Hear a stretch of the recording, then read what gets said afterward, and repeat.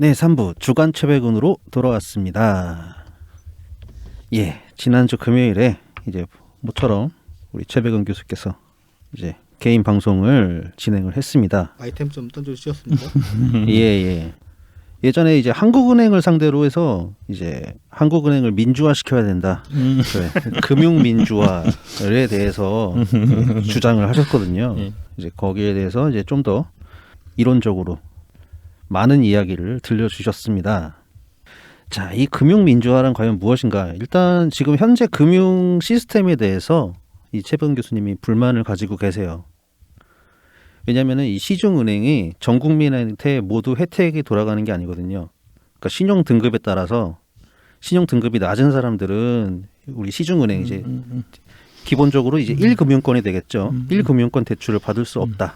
그런 사람들이 대략 20% 정도 된다고 합니다. 그래서 이런 게 과연 공정한 것이냐. 그리고 또 신용 등급에 따라서 이율도 대출 이율도 달라지겠죠. 그래서 이게 민주주의의 공정한 경쟁을 방해한다. 출발선 자체를 다르게 하기 때문에.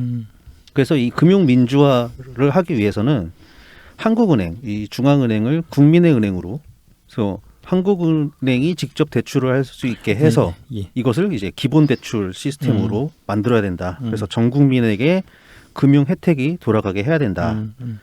그러한 대한 이유가 중앙은행이 태생적으로 중앙은행의 역사를 얘기하면서 태생적으로 자본가를 위한 집단이었고 이 자본가를 위한 집단이 나중에 정부와 결탁을 해서 이 조세권을 이용한 발권력을 얻어서 정부와 자본가들을 위한 집단으로 성장해 온 것이 바로 중앙은행이다. 그래서 이것을 민주화시켜야 된다.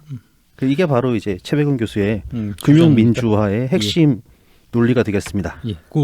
일단 한 가지 좀 지적하고 싶은 게, 은행에서 대출을 받는 거를 혜택이라고 얘기하는데, 그 혜택인가요? 글쎄요. 그 장사 아닙니까? 은행에서 공짜로 주는 게 아니잖아요. 빌려주고 나중에 이자 받아갖고 그걸로 장사하는 거잖아요. 그러니까 호혜적으로, 그러니까 은행에 가서 대출 받는 게, 너는 이제 열심히 인생을 살았으니까 내가 너를 특별히 귀엽게 봐가지고 내가 돈을 빌려줄게, 이게 아니잖아요.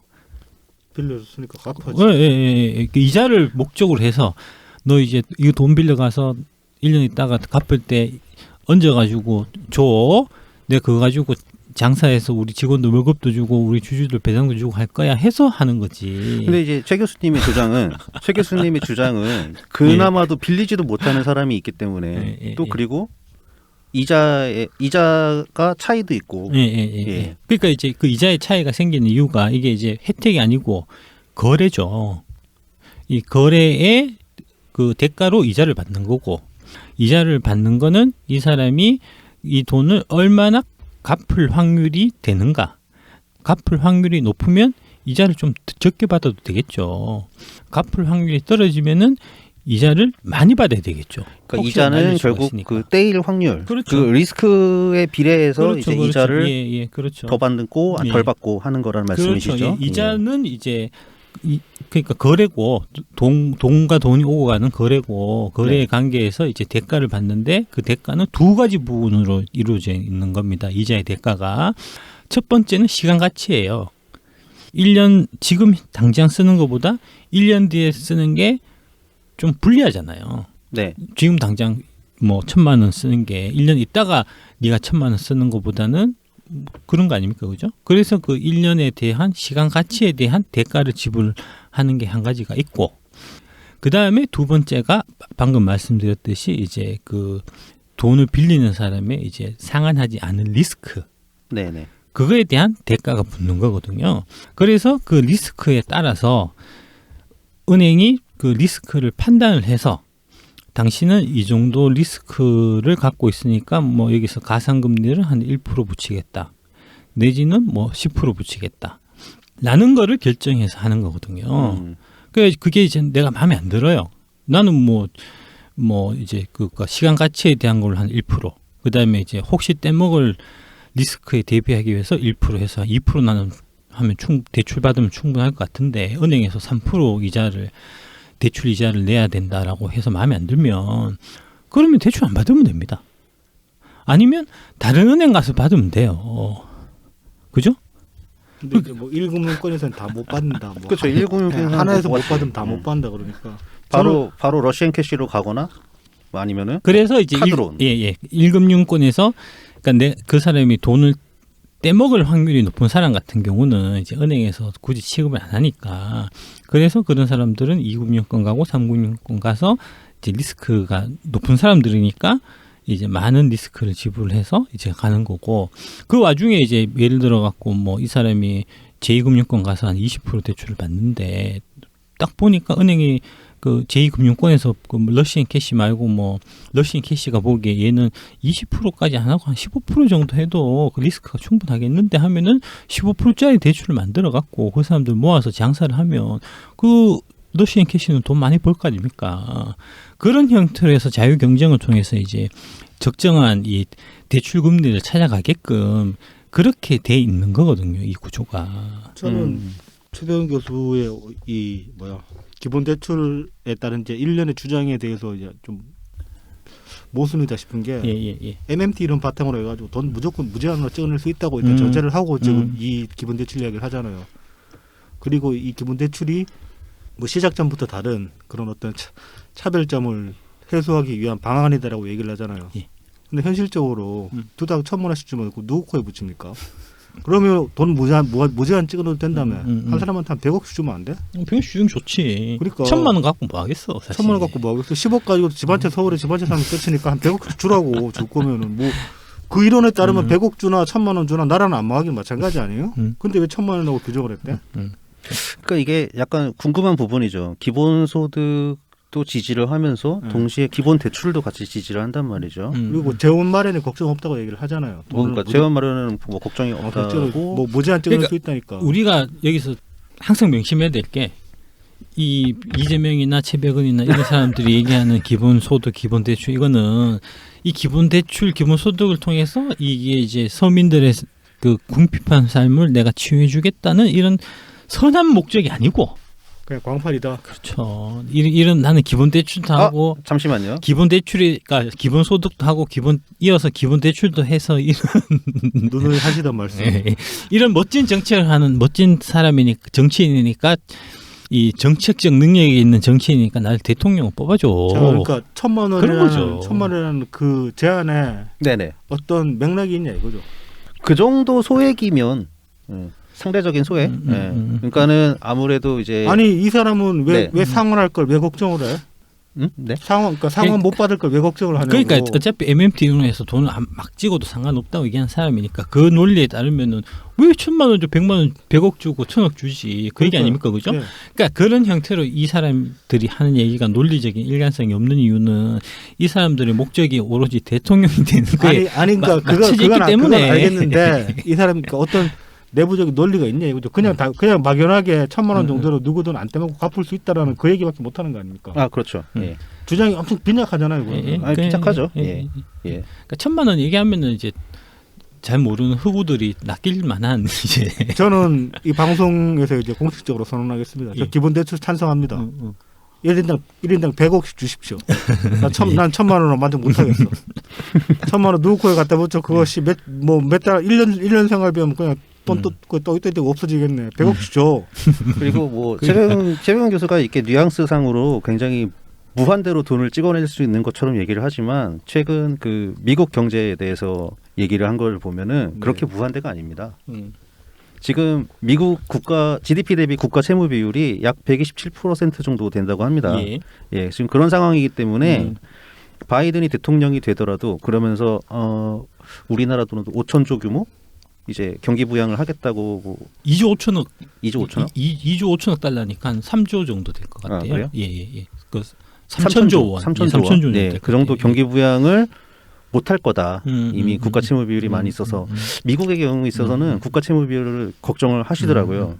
그러니까 앞뒤가 안 맞다니까. 얘들 종특이 앞뒤가 안 맞아. 논리적 일관성이 없다. 그러니까 이런 사람들 제일 싫어. 이거를 제가 좀 친절하게 이제 논리적으로 연결을 시키면 한국은 지금 40%대니까 여유가 충분하다. 여유가 60%대까지 있다.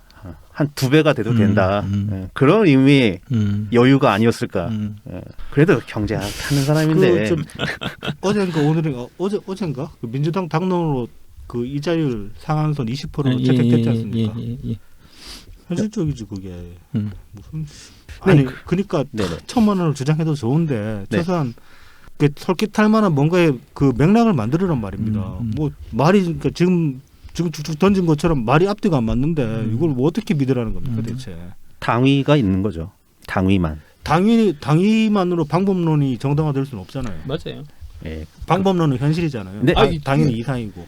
저기 뭐야 예. 블랙하우님이 그 주장하신 것도 아닌데 맞아요. 블랙하우님한테 예. 뭐라고 저- 아니 저- 블랙카와님한테 뭐라는 게 아니고 저는 유통업자예요. 최덕원 교수한테 공개적으로 질의를 하고 싶다 이거죠. 예. 댓글 달아주세요. 최백은 그리고 경제 아, 그 댓글 달 유튜브 수익 들어가서 달아주기 싫어. 댓글도 수익에 잡힙니까? 그 어차 동영상이 들어가야 되니까. 들어가야 되니까 제가 알기로는 2초 안에 그 영상 재생을 멈추면은 제 컴퓨터 꽂아가지고 동영상 로딩되고 이렇게 클릭하고 하는 시간 한 5,000원 걸려요. 휴대폰으로 하시면 되잖아요. 폰도 꽂입니다. 네, 아주 그건 그렇고요. 어쨌든 논리는 빈약하죠. 우리 항상 그래서 제가 항상 우리 최백은 교수님 걱정하는 거 아닙니까? 나보다 돈도 많이 버는 사람을 예, 교수니까 월급도 많이 받을 텐데 이게 그 떼일 가능성이 굉장히 여유 있더라고요. 그냥 연체율을 기계적으로 본인들 그렇게 얘기를 해. 연체율을 기계적으로 적용했을 때 그리고 또 앞에 하나 뭐가 붙냐면은 전 국민한테 이 기본대출을 주자고 하잖아요. 근데 다 기본대출을 이용하지 않을 것이다. 급한 사람만 쓸 것이다. 그래서 한 1,352만 명 정도가 이용할 것으로 예상을 합니다. 그래서 거기에 대해서 근거는 이제 없죠. 그 추산에 대한. 없죠. 내피셜이라는 거 아닙니까? 내피셜이죠. 그래서 연체율을 기계적으로 적용하면은 대략 떼일 가능성이 채무 불이행이 예상되는 금액이 2조 4,971억 원이라고 합니다. 아니 그걸 왜 걱정을 하냐고. 돈 더 찍어내면 되는데. 그래서 이 정도면은 그러니까 이런 얘기를 하는 이유가 이제 1,000만 원 기본대출 이런 얘기를 하면 야 항된 소리를 하네. 그 재원 어떻게 마련할 거면 이런 식으로 따진 사람들 있잖아요. 또 논리적으로. 그 자꾸 따지니까 그 경제학자한테 뭔가 이렇게 나도 좀 생각해보고 얘기한 것처럼 말하려고 얘기하는 그래, 거지. 맞아. 내가 이래봐도 교수인데 그래. 이런 것도 생각 안 해봤을까봐 그래. 이러는 거죠. 아유, 그러니까 어차피 되지도 않을 건데. 그래서 2조 5천억 이 정도는 그냥 금융복지, 금융복지 차원으로 생각하면 된다. 떼어도 괜찮다 이런 얘기죠. 아니 자기는 이따위로 허술하게 말하고 다니면서 무슨 송영기 부총리 맨날 까고 그러니까 그게 분통 터져서 하는 얘기 아닙니까? 그러면서 뭐 이제 뭐 마이크로 크레딧 뭐 이런 얘기 하더라고요. 예. 그 마이크로 크레딧 크레딧이 해갖고 이제 그 그라만 뱅크인가? 예, 그라민뱅크에서 이제 처참하게 망한 얘기는 제가 저번에 한번 말씀드렸죠. 그래서 그라민뱅크 근데 그거를 이제 계속 이어가는 사람이 있더라고요. 거기서 참 인상적인 거를 제가 하나 봤는데 이거는 제가 좀 잠시 곁다리로 소개를 좀 해드리겠습니다. 예. 이 마이크로 크레딧에 이제 경제학자들이 많이 이제 비판을 했다 그래요. 그러니까 그렇게 획기적으로 소시민, 그러니까 힘든 사람들의 삶을 변화시켜주지 못했다. 예. 그러니까는 이거를 계속 이어가는 사람이 있는데요. 그 사람이 경제학자 이런 사람들 말하는 거 다 필요 없다. 이렇게 말했다고 합니다. 좀 건방지게 들릴지 모르지만 저는 그런 데이터나 보고 앉아있을 시간이 없습니다. 우리가 하는 일이 효과가 있다는 건 마이크로 크레딧을 찾는 고객이 끊이지 않는다는 것만으로 증명된 것 아닌가요? 무얼 더 입증해야 하는 거죠? 와, 이거 어디서 많이 들어보신 것 같지 않습니까? 저는 이분 경기연구원 사람인 줄 알았어요. 뭔가 좀 살아있네. 이재명 지사인 줄 알았어요. 나도. 이게 사람들 생각은 다 비슷비슷하구나. 그러니까 경제학자들은 그래도 좀 여유가 있다고 해야 될까요? 그러니까 가능성을 열어두죠. 그러니까 이게 방법 자체가 잘못됐다는 게 아니라 효율성이 없지 않냐. 예. 이 돈을 빌리는 사람들이 마이크로 크레딧을 빌려가지고 삶이 정말 나아져서 빈곤에서 벗어나야 되는데 그런 확률이 매우 적다. 그래서 이거를 더 효율적으로 할 수 있는 빈곤 퇴치 할 수 있는 올바른 방법을 더 찾아야 되지 않겠냐 이런 얘기를 하는 건데 이렇게 과민 반응을 보이는 사람이 있더라고요. 마이크로 크레딧이 어떤 그러니까 삶의 기반을 더 낮게 해주는 어떤 하나의 계기가 돼주면 괜찮은데 현실적으로는 이게 그냥 의존 수단이 돼버리는 거죠. 그 그렇죠. 사람이 네네. 계속 빌려 쓰고 갚고 빌려 쓰고 갚고 그 안에서 돈 돌게만 되는 거지. 마이크로 크레딧으로 빌린 돈으로 지금 시궁창 살면서 벗어나가지고 이제 뭐 제일금융권의 대출을 받을 수준까지 올라갔다. 그런 사례가 많지가 않으니까. 그렇죠. 그 저기 방글라데시 거기 뭐죠? 그라민 은행 네. 뱅크 네. 같은 경우에 그러니까 이제 문제가 이게 최백은 교수가 얘기하듯이 이제 금융복지적 차원으로 만약에 접근하게 되면 그러면은 그게 금융복지적 차원이면 돈을 빌려주고 그다음에 이제 회수를 하는 데 있어 갖고 적극성을 띠면 안 돼요. 근데 저번에 소개했다시피 그 얘기 제가 네. 연결해서 말씀드릴게요. 그래서 이제 그 그라민 뱅크 같은 경우도 그런 식으로 해서 이제 그 빈민들의 복지를 위한 목적으로 하면은 돈을 일단 빌려주고 받는 거는 좀 덜 철저해야 되거든요. 느슨하게. 네. 근데 느슨하게 하면은 이거 돈 갖고 와서 떼이고 사업이 계속 진행이 안 될 테니까 지속성이 떨어지니까 그러니까 지속성을 위해서는 가서 열심히 추심을 하고 그다음에 이제 이거 떼이는 확률에 비해 갖고 또 이제 돌아오는 것까지 계산해서 금리도 높아질 수밖에 없거든요. 점점 그렇게 돼요. 예, 그라민 은행이 그렇게 됐고 그래서 나중에 보니까 그라민 뱅크가 기존에 하던 그 고리 대금업하고 이름만 바뀐 그라민 고리 대금업이 돼버린 그런 거가 이제 그라민 뱅크를 그때 우리가 조사를 했을 네. 때 그런 결과가 나타난 거거든요. 네네. 추심을 일반은행보다 더 그렇죠. 독하게 한다고. 그렇죠. 예, 이 기본 대출도 마찬가지예요. 기본 대출에서 1,000만 원 주고 그다음에 이제 이거 정부에서 금융복지 차원으로 한 거니까 뭐 안 갚아도 크게 우리 상관 안 할게라고 하면 이게 뭐 2점 몇 프로가 문제가 아니고 나가는 족족 안 들어올 겁니다. 안 들어도 그러니까요. 됩니다. 예. 돈 더 찍어내면 됩니다. 그냥 근데 이제 역으로 이 사업을 계속 진행되기 위해 갖고 연체율이나 이런 거를 관리해서 가서 이제 독촉도 하고 뭐 이런 형태가 되면 그러면은 정부가 그 이 사람들 상대로. 사기업으로 이게 돈놀이하는 형태가 돼버리는 거예요. 그렇죠. 예, 그러니까 이게 안 된다는 거지. 그러니까 또 그리고 한 가지 재미있는 부분이 아까 그 본인이 이제 논리로 모든 국민이 이 기본 대출을 다 이용하지 않을 것이다라고 전제를 했잖아요. 예. 그러면서 뭐 한 1,352만 명 정도가 사용할 거라고. 예. 그러니까 그거를 이제 느슨하게 회수를 하면은 전 국민이 다 이용을 할 거고 회수를 빡세게 하면은 전 국민이 이용을 안 하고 아까 1,350이나 이렇게 되겠죠. 근데 빡세게 회수를 하면 기존의 금융기관 하고 차별점이 없어요. 그냥 돈놀이 하는 거니까 정부가 나서서 돈놀이 하는 거니까. 네네. 그죠? 그렇게 된다는 거죠. 그러니까 그 전제도 좀 이상하더라고요. 의문점을 갖게 되는 게 차라리 그러면은 이 인원을 제한을 해가지고 어려운 사람들에게만 선정해서 조건을 걸어가지고 그 사람들한테만 소액으로 대출을 해주면 될 텐데 차라리 소액에 대출해 주는 것보다 아예 생활비를 뭐 매월 주면 되겠죠. 근데 그거는 하고 있어요. 네. 예, 최저 생계비 지급하고 있거든요 지금. 네. 뭐 그거를 좀 더 확대한다든지. 그다음에 이제 증액을 그렇죠. 한다든지 예, 기초 노령연금이나 이런 이제 30만 원씩 나가고 있잖아요. 네네. 그러니까 그런 거를 금액을 늘리는 쪽으로 가면 될 거지. 사각을 좀 없애고. 그렇죠. 예, 빌려줄 이유가 없는 거죠. 네네. 그냥 주면 되지. 그렇죠?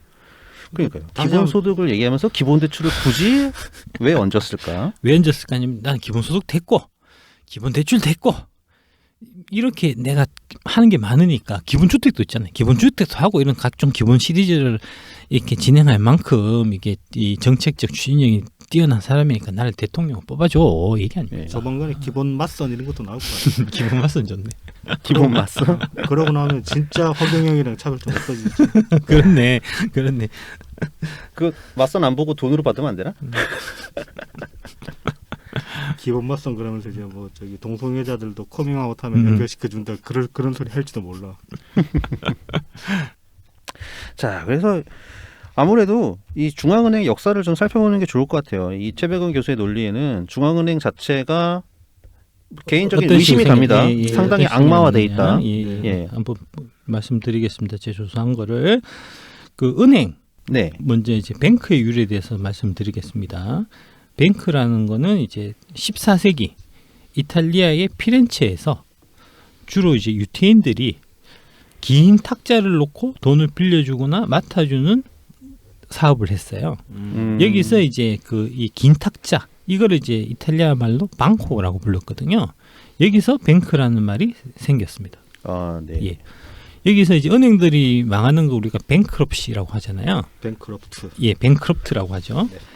이 사람 돈을 맡긴 사람들이 이게 이제 은행업자들이 이렇게 돈놀이를 하다가 파산하면 그러면 내가 돈 맡겨서 찾으러 갔는데 걔가 없잖아요. 예금이 떼이는 거고. 떼이는 거죠. 네. 그러면은 열 받잖아요. 그래서 그 앞에 놓인 탁자를 부숴버릴 거 아닙니까? 이 새끼 어디 갔어? 네. 하면서 이제 탁자가 부서지니까 그 뱅크가 부서졌다. 그 탁자가 부서졌다 해서 이제 뱅크럽시가 여기서 생긴 거죠. 네. 예, 이제 뭐 그렇고 하여튼 이런 민간 사금융으로부터 이제 출발한 그렇죠. 거네요. 예, 은행이. 예, 그런 거죠. 네. 그래서 이제 뱅크가 생겼고 그 다음에 지폐율에 대해서 또 말씀드리겠습니다. 이제 지폐는 동양에서 만들어졌어요. 최초가 중국인가요? 중국의 송나라 교자가 아, 네. 시초입니다. 그러니까 이제 송나라면은 이제 우리 고려 전반기니까 뭐 한 1100년, 1200년 뭐 이 정도 무렵인 예, 그 정도 되겠죠. 그때 이제 크게 사용되진 않았는데 본격적으로 많이 사용한 거는 원나라예요. 이 교자를 발행한 거는 그 당시 송나라 예, 송나라 이제 그 송나라에서 발행한 거죠. 중앙정부, 예, 중앙정부에서 예. 원나라 때는 이제 이름을 교초라고 바꿔갖고 이게 지폐를 많이 발행을 했거든요. 네네. 특히 이제 많이 썼던 게 쿠빌라이 칸 이게 이제 저기 원나라 세운 정복하고 그 이 사람이 징기스칸 손자입니다. 그렇죠. 이제, 해서 이제 원나라 그 중국을 통일하고 원나라를 만든 이제 쿠빌라이 칸 때 이 교초를 많이 사용했어요. 화폐를. 지금으로 치면 이제 막 돈 찍듯이 막 찍어갖고 전비로도 쓰고 이제 뭐 사치도 좀 하고. 그럼 자연스럽게 인플레이션이 왔겠는데요? 예, 그래서 인플레이션이 와서 원나라가 망했습니다. 아, 알겠습니까, 최백은 씨. 원나라 망했답니다. 돈 많이 찍어서 안 망한 나라가 없어요. 여기가 이제 시초가 되는 거고. 네. 예. 그 유럽에서는 이제 중국보다 한 600년 정도 더 지나갔고 17세기 초에 영국에서부터 지폐가 만들어지기 시작했습니다. 이거는 네네. 이제 중앙정부에서 만든 게 아니고 그 영국에서 이제 그 옛날에는 금을 화폐 대신에 썼으니까요. 근데 이제 금을 들고 다니면은 이제 무겁고 불편하니까. 불편하고 그다음에 이제 도난의 위험이 있으니까 금을 이게 좀 저기 금 보관소에다가 좀 맡겨놓고 이런 게 있었거든요. 이제 금 보관소에 맡겨놓고 우리 이제 세탁물 맡기면은 그 세탁물 이렇게 영수증 써주잖아요. 써주듯이 이제 내가 금 몇 톤 몇 온스 맡았어 이렇게 이제 보관증을 써주는데 그 보관증을 갖고 가서 그 다음에 이제 다른 사람한테 물건 사고 금을 넘기려면은 그 금 보관소에 가서 금을 갖고 간 저 영수증을 찾아가서 금을 찾아가지고 금을 지급하고 대금을 이제 그런 식으로 처리를 보통 했는데 하다가 보니까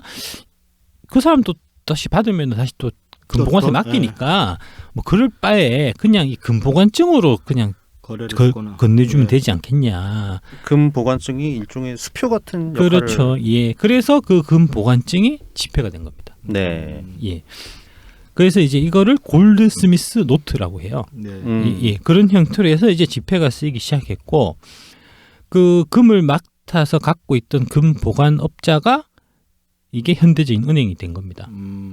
그래서 이게 이제 우리 지금 시각으로 생각하면 잘 이해가 안 되겠지만 1900년도, 1900 초반까지만 해도 은행에 지폐를 들고 가면 금을 바꿔줬어요. 네네. 예, 은행은 금을 갖고 대신에 금 대신에 지폐를 발행한 거니까. 그러니까 옛날 그 국가가 이제 근본이자였던 것처럼 각 은행이 근본위를 그게 근본이제입니다. 예. 그게 근본이제입니다. 네네. 예. 금만큼 자기가 보유한 금만큼 지폐를 발행하는 거죠. 이게 근본이제입니다. 우리가 이해하고 있는. 네. 그러니까 이거는 사실 이제 정부에서 발명한 게 아니고 정부에서 제도적으로 만든 게 아니고 민간에서 자연스럽게 생긴 거예요. 이런 식으로. 네네. 예. 근데 이제 그 금을 보관하고 있던 이제 금 보관업자들이 그러니까 이제 그 사람들이 나중에 이제 뱅크가 된 건데 은행이 됐는데 이 사람들이 가만히 보니까 금을 보관돼 있는데 이거를 이제 잘 안 찾아오는 사람들이 많더라는 거죠. 네. 예. 그러니까 이 금을 내가 그냥 갖고 있지 말고 다른 사람한테 좀 빌려주면 어떨까? 나는 이제 생각을 하게 됐고. 그러니까 단순히 예금을 보관하는 차원이 아니라 그렇죠. 이제 금을 대출해 주는 거죠. 금을 대출해 주는데 형태는 지폐를 대출해 주는 형태가 되겠죠. 금 네. 대신에 마찬가지니까. 그래서 이제 그렇게 해서 대출 사업이 일어나게 된 거고. 네. 그럼 그 맡긴 사람한테는 그 이제 좀 내가 이 금 많이 받으면 대출도 많이 해줄 수 있으니까 금을 맡길 때 뭔가를 좀 옛날에는 보관료를 받았는데 이 무렵이 되면은 내가 네한테 이자를 줄 테니까 금을 좀 많이 맡겨줘. 이런 형태가 될 거 아니에요. 여기서 예금 이자가 생긴 거고 반대로 이 금을 담보로 해서 지폐를 발행해서 줄 때는 대출 이자가 생기는 거죠. 네네. 그래서 이제 이런 형태가 된 거고 그래서 그러다 보니까 이게 이제 자기가 만약에 금을 자기가 좀 갖고 있는 은행 금고에 보관된 금이 한 100억 있으면 사실은 이제 원래는 원칙적으로는 100억만큼만 지폐를 원래는 발행을 했어야 되는 건데 이거 이제 다 안 찾아오니까 이 중에서 돌아다니는 건 한 10%밖에 안 된단 말이죠. 그러면은 100억이 아니고 1000억을 내가 만들어도 별 문제가 없겠다. 이렇게 된 거죠. 그래서 1000억을 찍어 갖고 이게 유통을 하게 되는 이제 이런 현상이 생기고 이게 이제 그 부분 지급 준비금 형태가 되는 겁니다. 100% 안 갖고 있고 파산하는 곳도 생겼겠네요. 예. 그런데 이제 만에 하나 이제 이렇게 쭉 하다가 소문이 도는 거죠. 은행한테. 은행 쪽에 저기 사실 뭐 100억하고 1000억으로 찍었는데 저기 금이 없대. 나는 소문이 돌면 그러면은 갑자기 막 다 찾으러 달려들고 금을 바꾸려고 사람들이 세도를 하면 그러면은 여기서 못 주는 경우가 생기니까요. 그래서 생기는 게 이제 그 뱅크런 빨리 달려가서 내가 갖고 있는 지폐를 저 금으로 바꾸자 하는 게 이제 뱅크런이 생기는 거고 이때 당시에 지폐는 그래서 당연하게 각 은행별로 형태가 다 달랐어요. 네. 그러니까 한국은행권 이렇게 하나로 이제 우리나라 같은 통일되어 있는 게 아니고 국민은행권이 따로 있고 뭐 우리은행권 있고 우리은행권이 따로 있고 각자 다른 거예요. 여기서 알 수 있는 게 은행마다 발행 화폐가 다르잖아요. 예. 이것이 바로 지역 화폐의 시작입니다. 그렇죠. 그러니까 지금 지역 화폐를 하자고 그러는 거는 과거로 돌아가는 그렇죠. 얘기예요. 서부 시대로 돌아가셔야 되는 거죠. 이렇게 퇴행적이야. 지역 화폐 얘기 좀 하지 맙시다, 제발. 그래서 이제 이런 형태로 뱅크런이 생겼는데 문제는 뭐냐면은 이게 이제 이 은행이 사실 부실해져 가지고 뱅크런이 생겨 갖고 문 닫는 거는 문제가 아닌데 그냥 이제 그러니까 예를 들어서 내가 국민은행인데 옆에 이제 신한은행이 장사를 잘해요. 그래서 푹푹 자랐는데 꼴 보기 싫은 거야. 그러면은 국민의 입장에서는 이제 쉽게 그 몇 명 이렇게 고용해 갖고 야 신한은행이 망할 것 같대. 나는 소문만 퍼뜨리면 이거 망하게 할 수 있거든요. 네. 예. 그런 형태로 악용하는 사례가 아마 있었을 겁니다. 제가 확인 안 해봤는데 있었을 것 같아요. 예. 그런 형태로 해서 멀쩡한 은행들이 넘어가니까 얘는 사실 다 갚을 수 있는 능력이 있고 뭐 있는데 당장 현재의 유동성만 사실 없는 거거든요. 빌려준 거 받아가지고 갚으면 되니까. 네. 그래서 이런 것들의 문제를 이 뱅크런 문제를 해결하기 위해서 생긴 게 바로 중앙은행입니다. 영란은행이 이런 목적으로 해서 처음에 생긴 거예요. 잉글랜드에 이제 우리가 이제 영란은행 하잖아요. 이게 이제 그 뱅크 오브 잉글랜드거든요. 이 관할이 그 저기 영국 전체를 관할하는 게 아니고 여기 잉글랜드만 관할해요. 네. 그 잉글랜드하고 웨일즈만 사실은 지금 관할을 하고 스코틀랜드하고 북아일랜드는 따로 있어요. 은행이. 예. 총 8개 은행이 있습니다. 발권하는 은행이. 그렇군요. 예. 그래서 이제 우리가 영란은행이라고 합니다. 영국은행이라고 안 하고. 그래서 최초로 생긴 거는 1668년 스웨덴 국립은행이고 1694년 영란은행이 이제 가장 유명하고 이게 거의 이제 그 최초처럼 이렇게 여겨지는 거죠. 근데 조금 한 가지 확인하고 싶은 게 있는 게 이 영란은행이 그런 어떤 시중은행, 시중은행의 이제 파산을 막기 위해서 생겨난 건가요? 아니면은 영국 정부에서 영란은행을 중앙은행으로 만든 건가요? 그거 이제 그 얘기가 최백은한 얘기잖아요. 그렇죠? 네, 그렇습니다. 예. 공인된 거죠, 나중에.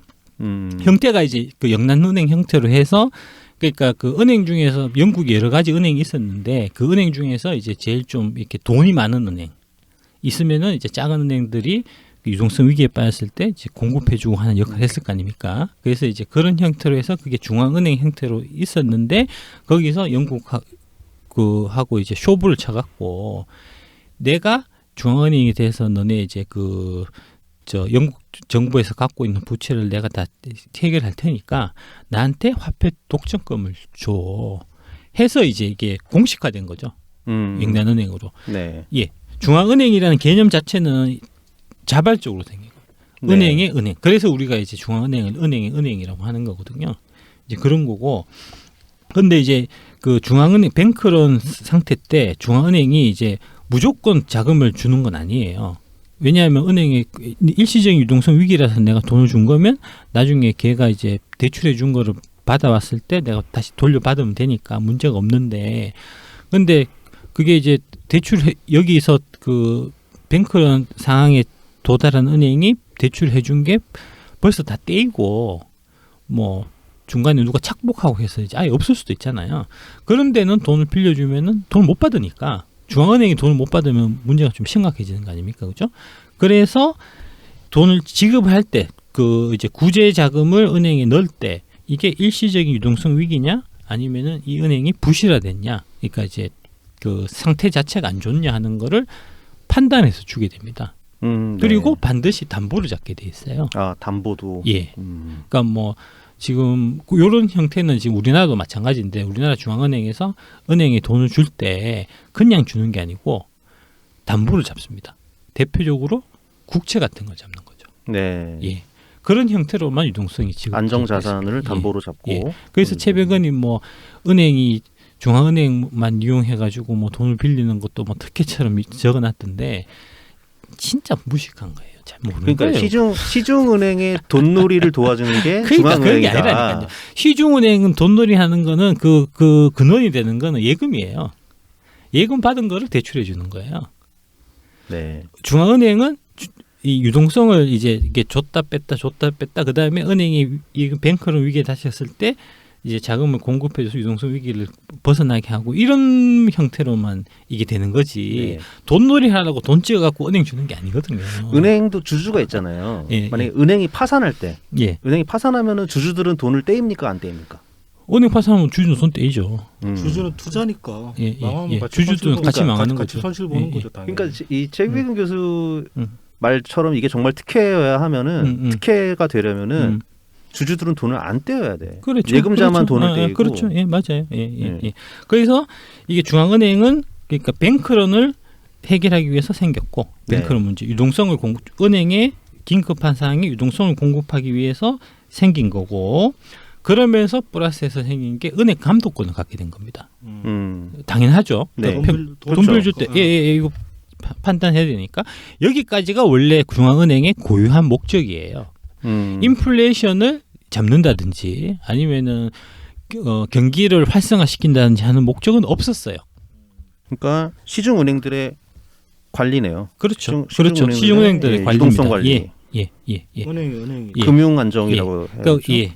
은행 연합회적인 성격인 겁니다. 네. 원래는 이제 그런 거고, 그러다가 통화 정책을 통해서 이제 그 경기를 조절할 수 있다는 그런 아이디어를 제시한 사람이 바로 저희가 다뤘던 밀턴 케인즈죠. 프리드? 아니 케인즈죠. 케인즈. 케인즈의 예. 일반 이론에 그게 나오잖아요. 예. 그러면서 그 이후에 인플레 조절 목적, 그 다음에 경기 부양 목적으로 이게 이제 중앙은행이 역할이 확대된 거죠. 그 전에는 없었습니다.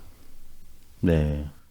지금도 마찬가지예요. 가장 본질적인 그 중앙은행의 역할은 금융 시스템 리스크 관리를 하는 거고, 거기다가 플러스해서 두 번째로 이 통화의 가치를 이 담보를 하는 거고, 그 다음에 세 번째가 이게 이제 그 경기를 좀 이렇게 진작한다든지 네. 이제 슬로우 다운 한다든지 하는 이제 경기 조절하는 이제 그런 형태로 돼 있다, 이렇게 이해하시면 될 것 같습니다.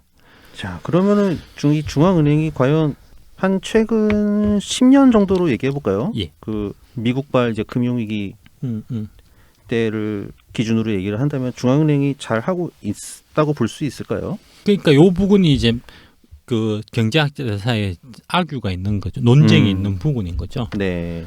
중앙은행의 역할을 이런 식으로 계속 확대해도 되느냐 하는 이제 문제가 생기는 거죠. 그러니까 네. 정치하는 사람 입장에서 봐서는 이게 이제 경제를 살리기 위해서는 케인즈의 그 케인즈가 내놓은 게 두 가지인데 첫 번째가 금융을 완화하는 거, 돈을 푸는 거. 그렇죠. 두 번째가 조세 정책이잖아요. 재정 네. 적자를 가는 거. 근데 재정 적자는 표가 난단 말입니다.